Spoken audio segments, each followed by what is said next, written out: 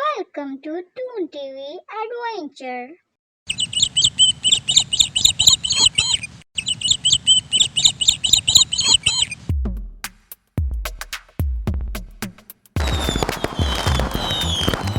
किसी शहर में 3 दोस्त रहा करते थे। वो हैप्पी न्यू ईयर मनाने के लिए कुछ प्लान्स बना रहे थे। मैं ऐसा करूँगा, आतिशबाजी ले आऊँगा अपने साथ और रात 12 बजे सारे मिलकर आतिशबाजी करेंगे, खूब हल्ला गुल्ला करेंगे, न्यू ईयर की खुशियाँ मनाएंगे।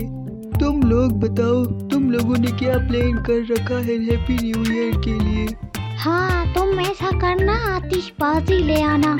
मैं अपने साथ एक रिवॉल्वर ले आऊँगा और जब रात 12 बजे जब तुम आतिशबाजी करोगे तो मैं अपने साथ रिवॉल्वर ले आऊँगा और मैं उसके साथ फायरिंग करूँगा और हैप्पी न्यू ईयर का मज़ा दोबारा हो जाएगा। क्या कहते हो तुम दोनों? नहीं दोस्त, बिल्कुल भी तुम अपने साथ रिवॉल्वर न लेकर आना। ऐसा ना हो कि हम तीनों ही पकड़े जाएं। ये तो मुझे बिल्कुल भी नहीं अच्छा लग रहा। मुझे ये बात ठीक नहीं लग रही, बहुत गलत बात है ये। हम तीनों अपने साथ आतिशबाजी लेकर आएंगे और रात 12 बजे हम सिर्फ और सिर्फ आतिशबाजी करेंगे। हाँ, ये बिल्कुल ठीक कह रहा है। हमें ऐसा नहीं करना चाहिए, ये कानूनन जुर्म है। हमें इससे परहेज करना चाहिए। अरे तुम लोग ऐसे ही डर रहे हो, मैं जा कर के लेकर आता हूँ। उसने दोनों की बात सुनी अनसुनी कर दी और वहाँ से चला गया। मुझे इसकी ये बात बिल्कुल भी दुरुस्त नहीं लग रही। कहीं हमारी ये खुशी पानी में न मिल जाए।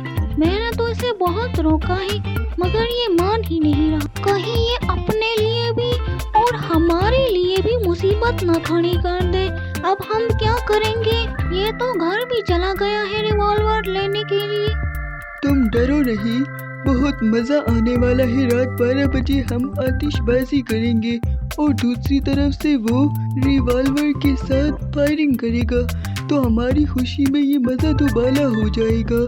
तुम हमेशा ऐसे ही परेशान होते हो, कुछ नहीं होगा दोस्त, बस थोड़ा सा सब्र करो, उसे आने दो बस। हम देखना कितना एंजॉय करने वाले हैं आज। खुशी को खुशी से जियो, ये ना कहो कि वो हो जाएगा और ये हो जाएगा, कुछ नहीं होगा, बस थोड़ा सब्र करो, इत्मीनान रखो बस तुम। बाकी तो ठीक है दोस्त, बस मैं ये खुशी को हम नहीं बनाना चाहता। मैं इसीलिए तुम दोनों को समझा रहा था, मगर खैर तुम लोग नहीं मान रहे तो इसमें तुम लोग का ही नुकसान होगा, क्योंकि जब तुम लोग रिवॉल्वर लेकर आओगे और इससे फायरिंग करोगे तो ये कानूनन जुर्म है और इससे तुम लोग जेल भी जा सकते हो। इसलिए मैं तो बस तुम दोनों को समझा रहा था। बाकी तुम दोनों की अपनी मर्जी है, मैं तो आतिशबाजी भी नहीं करता हूँ। 11:55 पर वो तीनों शहर के बीचों बीच आतिशबाजी करने के लिए मौजूद थे।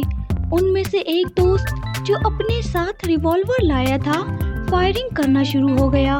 उसकी फायरिंग से सामने से आती हुई लड़की उसका शिकार हो गई और वो तड़प कर नीचे गिर गई। कुछ ही देर में उसकी जान चली गई। वहाँ मौजूद पुलिस उनके पास आई और उसे पकड़कर वहाँ से ले गई। उसका दोस्त जल्दी से भागता हुआ उसके बाप के पास गया और उनसे कहने लगा, अंकल, असलम को पुलिस ले गई है। हमने उसे बहुत मना किया था कि अपने साथ रिवॉल्वर ना लेकर आए, मगर उसने हमारी एक ना सुनी और वो अपने साथ रिवॉल्वर ले आया। अभी जब हम लोग आतिशबाजी कर रहे थे तो उसने अपने लाए हुए रिवॉल्वर के साथ फायरिंग करना शुरू कर दी और फायरिंग से सामने से आती हुई लड़की जान बहक हो गई है और पुलिस उसे ले गई अपने साथ।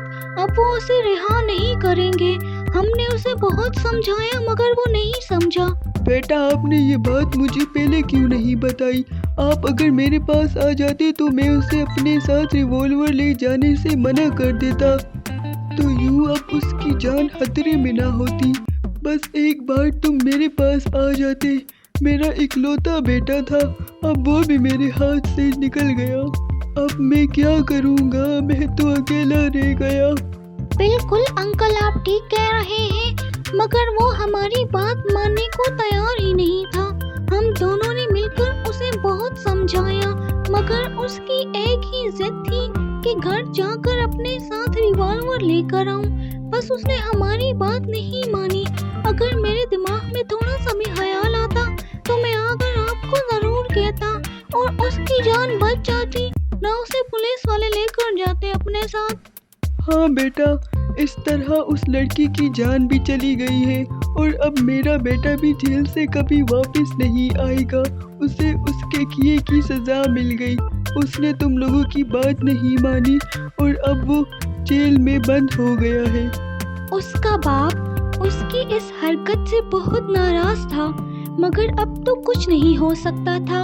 अगर उसका दोस्त उसके बाप के पास आकर पहले ही ये बात कर देता तो शायद उसकी जान बच जाती और उस लड़की की जान भी ना जाती।